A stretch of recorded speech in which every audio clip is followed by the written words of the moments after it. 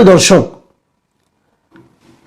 জগন্নাথ বিশ্ববিদ্যালয়ে যে ছাত্র সংসদ নির্বাচন, সেই নির্বাচনের ফল আমরা পেয়েছি এবং সেখানে দেখেছি যে ইসলামী ছাত্র শিবিরের সমর্থিত যে প্যানেল, তাদের একটা ভূমিধস বিজয় হয়েছে। তারা 21টি আসনের মধ্যে 16টি পেয়েছে, তার মধ্যে ভিপি, জিএস, এজিএস আছে। এটাকে অবশ্যই আপনি একটা বড় বিজয় বলবেন, কিন্তু এটা কি হঠাৎ বিজয়? এটা কি আচমকা বিজয়? না, তা বলা যাবে না। বলা যাবে না এই কারণে যে এ ধরনের বিজয় এর আগে ডাকসুতে হয়েছে, জাহাঙ্গীরনগরে হয়েছে, রাজশাহী বিশ্ববিদ্যালয়ে হয়েছে। এগুলো কিন্তু হয়েছে, ধারাবাহিকভাবে হয়েছে। এখন অনেকে নানাভাবে ব্যাখ্যা করার চেষ্টা করছে কেন হয়েছে। আমি একটা কথা সামান্য আপনাকে বলি, ধরা যাক, হাইপোথেটিক্যালি ধরেন, যদি এগুলোতে ছাত্র দলের বিজয় হতো, তাহলে কি আপনি জিজ্ঞাসা করতেন যে কেন ছাত্রদল জিতলো? জিজ্ঞাসা করতেন না, কারণ আপনি ভাবতেন ওটাই স্বাভাবিক। কিন্তু যখন ছাত্র শিবির জিতে যায়, তখন আপনি অবাক হন, বিস্মিত হন এবং জিজ্ঞাসা করেন যে কেন জিতলো। আমার মনে আছে একটা ঘটনা, কাকতালীয় হতে পারে। আমি একটা কাজে, আমার একটা একটা পারিবারিক কাজে আমি মাঝখানে রাজশাহীতে গিয়েছিলাম। রাজশাহী বিশ্ববিদ্যালয়ের একজন অধ্যাপকের একটা মেয়ের বিয়েতে আর কি। সে ওখানে যেতে আমি গেলাম, যাওয়ার পর দিন আমি রাজশাহী বিশ্ববিদ্যালয়ের ক্যাম্পাসে ছিলাম রাতে। তো থাকার পর দিন যেদিন রাকসু নির্বাচনটা হয়ে গেল, ওদিনে রাতে আমি যে ওখানে পৌঁছেছিলাম, পরের দিন সকালে পৌঁছেছিলাম। পরের দিন সকালে আমি ওখানে পৌঁছেছিলাম। পৌঁছে ক্যাম্পাসের মধ্যে একটা ওদের যে রেস্টুরেন্টে সবাই তারা খায়, ওখানে ওপেন জায়গায়, সেখানে আমি সকালে নাস্তা করছিলাম। ওখানে বেশ কয়েকটা মিডিয়ার লোকজন ছিল, বিভিন্ন ঢাকার মিডিয়া। তাদের একজন আমাকে দেখে চিনতে পারলো, যে কোনো কারণে হোক, চিনে আমার কাছে তারা গেল, যে জিজ্ঞাসা করলো, আপনার কি মনে হয় এর রাকসুতে শিবিরের বিজয়টা কেন হয়েছে? তা আমি সরলভাবে বলেছিলাম যে স্টুডেন্টরা তাদেরকে ভোট দিয়েছে, তাই তারা জিতেছে। এটা পরে দেখলাম যে বিভিন্ন মিডিয়াতে অনেকে দেখলাম, এটা সামাজিক মাধ্যম অথবা অনেকেই দেখলাম খুব শেয়ার করেছে এবং বলেছে আমি এটা বলেছি। হ্যাঁ, আমি এটা বলেছি। আমি কিন্তু এটা ঢাকা বিশ্ববিদ্যালয়ে বলেছি, সব জায়গায় বলেছি যে স্টুডেন্টরা ভোট দিয়েছে তাই জিতেছে। আপনি বরং প্রশ্ন করেন স্টুডেন্টরা কেন ভোট দিল, এবং এই প্রশ্ন করার জন্য আপনাকে বেশি দূর যাওয়ার দরকার নাই। আপনার ঘরেই একটা স্টুডেন্ট আছে, হয়তো বা সে ঢাকা ইউনিভার্সিটিতে পড়ে না, হয়তো জাহাঙ্গীরনগরে পড়ে না, জগন্নাথে পড়ে না, রাজশাহী ইউনিভার্সিটিতে পড়ে না, চিটাগাং ইউনিভার্সিটিতে পড়ে, হয়তো এখানে কোনোটাতেই পড়ে না, হয়তো সে একটা বেসরকারি বিশ্ববিদ্যালয়ে পড়ে, হতে পারে। কিন্তু তাকে জিজ্ঞাসা করেন, সে বলতে পারবে কেন ঘটনাটা ঘটেছে। এটা আসলে পার্টিকুলার কোনো একটা বিশ্ববিদ্যালয়ে ঘটেনি, এটা একটা জেনারেশনের মধ্যে ঘটেছে, একটা প্রজন্মের মধ্যে ঘটেছে, একটা প্রজন্মের মধ্যে পরিবর্তন হয়ে গেছে। আমি আপনি টের পাইনি, এই জন্য আমি আপনি অবাক হচ্ছি, ওরা কিন্তু অবাক হয়নি। এটাই বাংলাদেশের রাজনীতির বর্তমান বাস্তবতা। এই বাস্তবতাকে যদি আপনি মেনে নিতে না পারেন, তাহলে আপনি অবাক হবেন, বিস্মিত হবেন। আর যদি মেনে নিতে পারেন, তাহলে ভাববেন যে হ্যাঁ, এটাই স্বাভাবিক। এখন আমরা একটু আলোচনা করি যে কেন হলো। যারা এটাতে অবাক হন, তাদেরকে একটু উপলব্ধি দিতে চাই আমি। ভাই, আপনারা একটু চিন্তা করুন সোসাইটিতে কি ঘটছে এবং কেন ঘটছে। আমি কিন্তু এর ভালো মন্দ নিয়ে কথা বলছি না। আমি আবারও বলি, আমি এখনো মনে করি আমাদের এই প্রজন্ম চায় বলেই এই রেজাল্ট আসছে। এবং যে কথাটা আমি শেষে বলবো, সেটা আগে একটু বলে নেই, যে আগামী নির্বাচনেও আমাদের ভোটাররা যা চাইবে তাই ঘটবে, যদি সেখানে ম্যানিপুলেশন না হয়, যদি সেখানে ভোট ডাকাতি না হয়, যদি সেখানে নির্বাচনের নামে কোনো হঠকারী সিদ্ধান্ত কেউ না নেয়, তাই ঘটবে যা ভোটাররা চাইবে। এখন ভোটাররা কি চায়, প্রথমত বলে নেই, এই যে স্টুডেন্টরা, এই যে ইয়াং প্রজন্ম, নতুন একটা প্রজন্ম, তারা যে ইসলামী ছাত্র শিবিরকে ভোট দিয়ে নির্বাচিত করছে, তারা কি জাতীয় নির্বাচনে ভোটার না? তারাও ভোটার। তারা যে পরিবারে থাকে সেই পরিবার ভোটার না? সেই পরিবারও ভোটার। আমি একটা অদ্ভুত একটা জিনিস দেখলাম, আমি আপনাদেরকে এটা একটু শেয়ার করতে চাই। একটা পত্রিকায় দেখলাম যে ওনারা বেশ কিছু লোকের সঙ্গে আলাপ করেছে, অনেক স্টুডেন্টের সঙ্গে আলাপ করেছে ঢাকা ইউনিভার্সিটি এবং অন্যান্য ইউনিভার্সিটিগুলো রেজাল্টের পর, এবং সেখানে একটা মেয়েকে জিজ্ঞাসা করেছে যে তুমি কেন শিবিরকে ভোট দিয়েছো। সে বলছে জানেন, উত্তর শুনলে অবাক হয়ে যাবেন, সে বলেছে আমার মা বলেছে ওদেরকে ভোট দিও। মা কেন বলে? মা বলে এই কারণে, মা তার কন্যা সন্তানের নিরাপত্তা চায়। মা বুঝতে চেয়েছে যে কারা ছাত্র সংসদে আসলে তার কন্যাটা নিরাপদে থাকতে পারবে, সে মা বলেছে। আবার আরেক দিকে কথা, মা কেন বলেছে? মা তো আগে বলতো না, এখন মা কেন বলে? তার মানে মার মধ্যেও কি কোনো পরিবর্তন হয়ে গেছে? হ্যাঁ, হয়েছে। এই জায়গাটাতে আমাদের যে ট্র্যাডিশনাল পলিটিক্যাল পার্টিগুলো আছে, সেই পার্টিগুলোকে একটা শিক্ষা নিতে হবে। সেটা আমি বলি, আমি নিজে অনেক জায়গায় যোগাযোগ করে দেখেছি, এবং আমারও তো গ্রামে লোকজন আছে, গ্রামাঞ্চলে মফস্বলে মেয়েদের মধ্যে জামাতে ইসলামী অসম্ভব অভাবিত তারা কাজ করেছে। এটা অন্য অন্য আমাদের ট্র্যাডিশনাল পলিটিক্যাল পার্টিগুলো চিন্তাও করতে পারবে না, তারা কি পরিমাণ কাজ নারীদের মধ্যে করেছে। আমার মাঝে মাঝে খুব হতাশ লাগে এটা ভেবে যে আগামী নির্বাচনে এই নারীদের মধ্যে যারা এত কাজ করলো, যারা আগামী নির্বাচনে যারা নারীদের কাছ থেকে প্রচুর ভোট পাবে বলে আমি এখনো মনে করি, সেই জামাতে ইসলামের প্রার্থী তালিকায় নারী নাই। এটা আমাকে খুব আহত করে, হতাশ করে। কেন তারা এটা করছে? এটার কিন্তু আবার আফটার ইফেক্ট থাকতে পারে, এটা ওনারা ভালো বুঝবেন। ওনাদের হয়তো এটাই রাজনীতি, হয়তো এটাই বাংলাদেশের নারীরা চায় যে আমাদের উপরে অন্য কেউ মাতব্বরি করবে, আমরা এটা মেনে নেব। আমি জানি না, আমি বলতে পারবো না, কিন্তু এটা আমাকে একটু হতাশই করে বলা যায়, একটু অবাক করে। কিন্তু বাস্তবতা হলো বাংলাদেশের প্রত্যন্ত অঞ্চলের নারীদের মধ্যে জামাতে ইসলাম অনেক কাজ করেছে, এবং জামাতে ইসলাম তাদেরকে প্রভাবিত করতে অনেক ক্ষেত্রে পেরেছে। তার প্রভাব আমরা এখনই কিন্তু বিভিন্ন জায়গায় পেতে শুরু করেছি। ছাত্র সংসদে পড়ছে, তার বিশ্ববিদ্যালয়ে পড়ুয়া ছেলে মেয়েরা মাদের কথা শুনছে, জাতীয় নির্বাচনে শুনবে না। এটাও কিন্তু মাথায় রাখতে হবে। ব্যর্থতাটা কোথায়? কার ব্যর্থতা? অথবা সফলতাটা কোথায়? কেন সফলতা? এই নিয়ে অনেক ইকুয়েশন হয়েছে, অনেকে নানা কথা বলেছে। যেমন আমার নিজেরও কিছু ইকুয়েশন ছিল, আমার নিজের দুটো ইকুয়েশন ছিল, সে দুটো আপনাদের সঙ্গে আমি শেয়ার করি। প্রথম ইকুয়েশন হলো, এই বিশ্ববিদ্যালয়গুলোতে ছাত্রলীগ যখন ছিল, মানে আওয়ামী লীগের আমলে স্টুডেন্টদের উপর এক ধরনের টর্চার চলতো।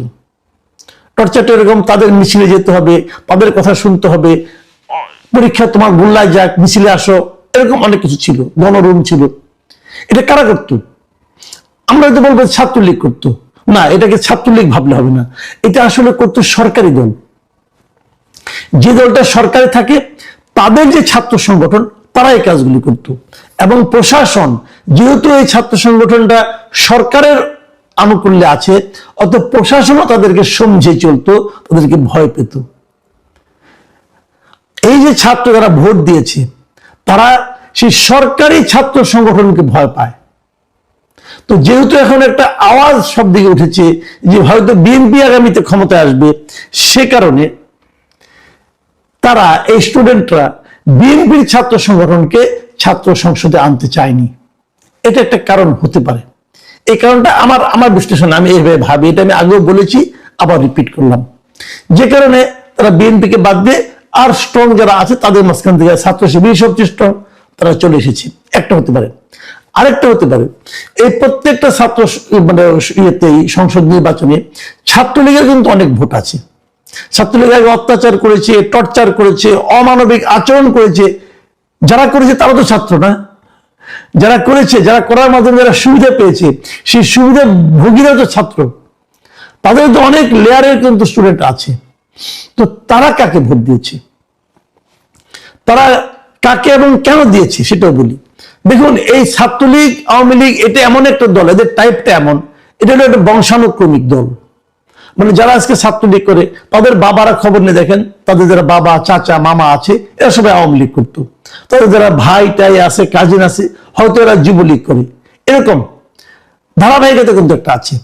তো গত 24-এর 5ই আগস্টের পর সারা দেশে ওই আওয়ামী লীগের সুবিধাভোগীদের উপর নানা ধরনের অত্যাচার হয়েছে, নির্যাতন হয়েছে, তাদের বিরুদ্ধে গণমামলা হয়েছে, এক একটা মামলা 150-200 লোককে আসামি করা হয়েছে। এবং এই প্রত্যেকটা মামলার বাদীকে যদি খবর নেন তাহলে দেখবেন যে এর 95% মামলার বাদী হলো বিএনপির কোনো না কোনো লোক, হয় বিএনপি, নাহলে ছাত্র দল, নাহলে স্বেচ্ছাসেবক দল, নাহলে যুব দল, এরা কেউ না কেউ বাদী হয়েছে। এবং এই যে মামলা, চাঁদাবাজি, দখলদারি, এই সমস্ত প্রত্যেকটা ঘটনায় কিন্তু আপনি দেখবেন বিএনপির নাম জড়িয়ে আছে। তো তারা যখন স্টুডেন্ট যখন ভোট দেওয়ার সময় দেখছে যে আমার পিতাকে দৌড়ের উপরে রেখেছে বিএনপি, আমার চাচা, মামা, খালা, ফুপু সবাইকে বিএনপি দৌড়ের উপরে রেখেছে, তো বিএনপির ছাত্র সংগঠনকে আমি কেন ভোট দেব? এবং এই প্রত্যেকটা জায়গায় বিএনপির দৌড়ের পাশাপাশি বিএনপি 10 জনকে দৌড়ের উপরে রাখছে, তাহলে 2 জনকে আবার জামাতে ইসলামী একটা সাপোর্ট দিয়েছে, একজন শেল্টার দিয়েছে। তারা কিন্তু জামাতে ইসলামের প্রতি এক ধরনের কৃতজ্ঞতা অনুভব করেছে। সেই কৃতজ্ঞতাই কিন্তু ক্রমে ক্রমে তাদের সন্তানদের মধ্যে সংক্রমিত হয়েছে এবং তারা এখানে সেই ভোটটা দিয়েছে। এরা এই জন্য বিএনপি ছাত্র সংগঠন তাদেরকে বাদ দিয়ে বিকল্প কাউকে বেছে নিয়েছে। এই দুটো আমার ধারণা ছিল। এর সঙ্গে তৃতীয় একটা ধারণা গত 2 দিন ধরে আমার মধ্যে যুক্ত হয়েছে। এটা আমাকে আমাদের এক সাংবাদিক বন্ধু আমাকে ব্যাখ্যাটা দিলেন এবং এই ব্যাখ্যাটা আমার কাছে খুব গ্রহণযোগ্য মনে হয়েছে। ওনার ব্যাখ্যাটা হলো বিশ্ববিদ্যালয়ে ভর্তি হতে হলে কিন্তু আপনাকে কোনো না কোনো একটা কোচিং করতে হয়। আমাদের সমস্ত স্টুডেন্ট যারা যত লোক বিভিন্ন বিশ্ববিদ্যালয়ে ভর্তি হয়েছে তারা কোনো না কোনো একটা ইন্টারমিডিয়েট পাস করার পর কোনো না কোনো একটা কোচিং সেন্টারে ভর্তি হয়েছে। এবং এই কোচিং সেন্টারে যারা টিচার এবং কোচিং সেন্টারে যারা চালায় মালিক, এদের মধ্যে শতকরা 80% মালিক হলো জামাত শিবির। এরা সবাই এই 2টা পলিটিক্যাল পার্টির সঙ্গে সংশ্লিষ্ট। যখন গত 17 বছর আওয়ামী লীগ যখন জামাতকে নানাভাবে সব ধরনের সামাজিক, সব ধরনের পলিটিক্যাল রাজনৈতিক কর্মকাণ্ড থেকে বিচ্ছিন্ন করে রেখেছিল, তখন তারা এইদিকে মনোনিবেশ করেছিল। এবং এখানে পড়াতে যে একদিকে তারা ভর্তির জন্য প্রস্তুত করেছে, আরেকদিকে তারা ধর্মীয় শিক্ষা এবং ইসলামী ছাত্র শিবিরের যে শিক্ষা, সে আদর্শগুলো ধীরে ধীরে এদের মধ্যে ঢুকিয়ে দিয়েছিল। এবং অনেক ক্ষেত্রে এমনও হয়েছে যারা নাকি মেধাবী কিন্তু দরিদ্র, তাদের কাছে তারা টাকা পয়সা পর্যন্ত নেয়নি, তাদের ফিস দিতে হয়নি, বিনা পয়সায় পড়িয়েছে। সেই কৃতজ্ঞতা বোধ এবং সেই শিক্ষা দুটো একত্র হয়ে কিন্তু একটা বিরাট জেনারেশনের একটা বড় অংশ কিন্তু ছাত্র শিবিরের প্রতি এক ধরনের সহানুভূতি তারা কিন্তু প্রদর্শন করছে। সেটারই একটা ফল আমরা বিশ্ববিদ্যালয়ের নির্বাচনগুলোতে দেখছি। দেখুন, এগুলো আমি যেগুলো বললাম না, এগুলো আপনার এক ধরনের কারণ খুঁজে বের করা, কেন ঘটলো, কি ঘটলো না ঘটলো, এটা কিন্তু এর বাইরেও কিছু কথা আছে। আমরা দেখেছি যে জামাতে ইসলামের সঙ্গে, জামাতে ইসলাম এবং ছাত্র শিবিরের যে পলিটিক্স, তার সঙ্গে আমাদের ট্র্যাডিশনাল যে সমস্ত রাজনৈতিক দলগুলো আছে, আওয়ামী লীগ, ছাত্রলীগ, বিএনপি, ছাত্র দল, এদের একটা বেসিক পার্থক্য আছে। সে পার্থক্যটা হলো জামাতকে আপনি যত যাই বলে পছন্দ হোক বা না হোক, এটাই বাস্তবতা, জামাত শিবির তারা ওয়েলফেয়ার পলিটিক্স করে। তারা মানুষকে বোঝাতে চায় যে আমি তোমার আপনজন। সেটা মনের থেকে বোঝায় নাকি অভিনয় করে, সেটা কিন্তু অন্য হিসাব। তারা এটাই বোঝাতে চায় যে আমি তোমার আপনজন, তুমি আমার কাছে আসলে উপকৃত হবা। এটা কিন্তু আপনি বিএনপি নেতৃত্বের কাছে পাবেন না। 2 জন পেতে পারে, সেটা বিচ্ছিন্ন ঘটনা, কিন্তু বিএনপি যারা গড় নেতা ওদের কাছে আপনি যান, তারা যে আপনার সালামের জবাবটা নেবে দয়া করে, এতেই আপনাকে খুশি থাকতে হবে।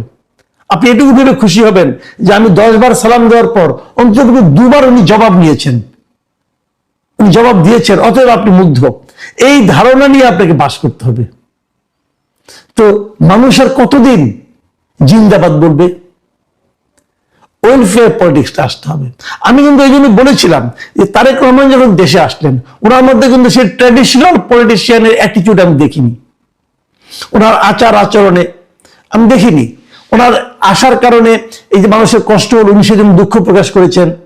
উনাকে কেউ একজন গালি দিল, তাকে উনি আপনার জেলখানা থেকে ছাড়িয়ে আনার জন্য সুপারিশ করেছেন, বলেছেন আমাকে কেউ গালি দিতেই পারে, সমালোচনা করতেই পারে, এই জন্য তাকে আপনি জেলে নেবেন কেন? এটা কিন্তু ট্র্যাডিশনাল পলিটিক্সের মধ্যে পড়ে না। উনি কিন্তু উনি আসার পরেও সেটাও তো ছাত্র দলকে জিতাতে পারলো না। এটারও কারণ আছে। এটা হলো উনি যে অল্প সময় এসেছেন, মাত্র কয়েকদিন, উনি হাইপটা তুলতে পেরেছেন, মানুষের মধ্যে একটু জোয়ার উনি তুলতে পেরেছেন, হয়তো অটোমেটিক উঠে গেছে। কিন্তু সেটা সেই স্টুডেন্ট যা নাকি সবকিছু একটু লজিক দিয়ে চিন্তা করে, তাদের মধ্যে পর্যন্ত পৌঁছায় নাই। কি কারণে পৌঁছায় নাই? তারেক রহমানের সঙ্গে সঙ্গে ওনার নেতৃবৃন্দের মধ্যে কি সেই পরিবর্তনটা আসছে? আমি একটা এক্সাম্পল দিয়ে বলি। এই যে আমি 3টা ঘটনার কথা বলি আপনাদেরকে। একটা হলো ওনার আসার কারণে যে যানজট হয়েছে, মানুষের ভোগান্তি হয়েছে, এই জন্য বিএনপি দুঃখ প্রকাশ করেছে। এই জন্য বিএনপি কিন্তু অফিসিয়ালি প্রেস রিলিজে দুঃখ প্রকাশ করেছে। যেখানে ওনাকে সমাবেশ করা হয়েছিল, সেখানে ময়লা আবর্জনা পড়েছিল, সেটা পরিষ্কার করার জন্য বিএনপি উদ্যোগ নিয়েছে, সেটাও বিএনপি প্রেস রিলিজ দিয়ে করেছে। এবং ওনাকে সমালোচনা করার জন্য যাকে গ্রেপ্তার করা হয়েছিল, তার ব্যাপারে তাদের কোনো ক্ষোভ নাই, তাদের কোনো অভিযোগ নাই, সেটাও বিএনপি প্রেস রিলিজ দিয়ে করেছে। আচ্ছা ভাই, এই প্রেস রিলিজগুলি এতদিন দেন নাই কেন? তারেক রহমান আসার কারণে কেন দিলেন? আসার পর কেন দিলেন? তার মানে এতদিন কি আপনাদের সঙ্গে তারেক রহমানের কথাবার্তা হয় নাই? হয়েছে। উনি দূরে ছিলেন বলে হয়তো এগুলো উনি দেখেন নাই। দূরত্ব একটা ফ্যাক্টর, কিন্তু আপনারা কোনো উপলব্ধি করতে পারলেন না। আপনারা তো ওনার কাছে ছিলেন, আপনারা কোনো ওনার সঙ্গে কথা বলে ওনার মন মানসিকতা বুঝেন নাই আপনার নেতা কি চায়, বুঝেন নাই ওনার উনি কোন পলিটিক্স চালু করতে চায়। আপনি কেন করেননি? করেননি এই কারণে, এটা যে করার দরকার এটাই তো আপনি ফিল করেন না। আপনি তো ওই রাজনৈতিক স্কুলে পড়েন নাই রে ভাই, আপনি তো সে ট্রেডিশনাল পলিটিক্স এর মধ্যে আছেন। রাজনীতি পরিবর্তন হয়ে গেছে ভাই, রাজনীতি এখন জনগণের কাছে চলে যাচ্ছে। জনগণ সিদ্ধান্ত নিতে আপনি কি আচরণ করবেন, আপনার সিদ্ধান্তে জনগণ আর চলবে না। সেই রাজনীতি যদি না করতে পারেন, সামনে কিন্তু বেশি দিন সময় নাই। আমি কিন্তু সবাইকে বলছি, এটা মনে করার কোনো কারণ নাই যে বিএনপিকে আমি হেল্প করার চেষ্টা, আমি ভাই হেল্প সবাইকেই করছি। আমি বলতে চাচ্ছি যেটা, সেটা জনগণ সিদ্ধান্ত দেবে যে দেশকে চালাবে, জনগণ সিদ্ধান্ত দেবে আপনি পলিটিক্যাল লিডার আপনার কি আচরণ করা উচিত। সেটা আপনি যদি না মানতে পারেন, যে জনগণের সেই সিদ্ধান্ত, জনগণের সেই ইশারা যদি আপনি বুঝতে না পারেন, তাহলে আপনি আপনার জন্য নিজে কবর খুলবেন। এবং জনগণ সেই ইশারা কিন্তু দিচ্ছে। এই যে স্টুডেন্ট মানে আপনার যে পলিটিক্স, এই যে বিশ্ববিদ্যালয়গুলোতে যে ছাত্রদের যে রায়, সেই রায় কিন্তু সেই ইশারা। আমি প্রথমটাকে হয়তো ভেবেছিলাম যে হঠাৎ করে আচমকা হয়ে গেছে, কিন্তু যখন পরপর এরকম 4বার 5বার হয়, একই ফল হয়, তখন কিন্তু আমি বলবো যে বিএনপি অথবা অন্য যারা ট্র্যাডিশনাল পলিটিক্স করছেন, তাদের আরেকবার নিজেদের দিকে তাকানোর প্রয়োজন দেখা দিয়েছে। নিজেদের দিকে তাকান, আত্মোপলব্ধি, আত্মসমালোচনা, এটা আপনাদেরকে সামনের দিকে নিয়ে যাবে। প্রিয় দর্শক, এখন এ পর্যন্তই। আল্লাহ হাফেজ।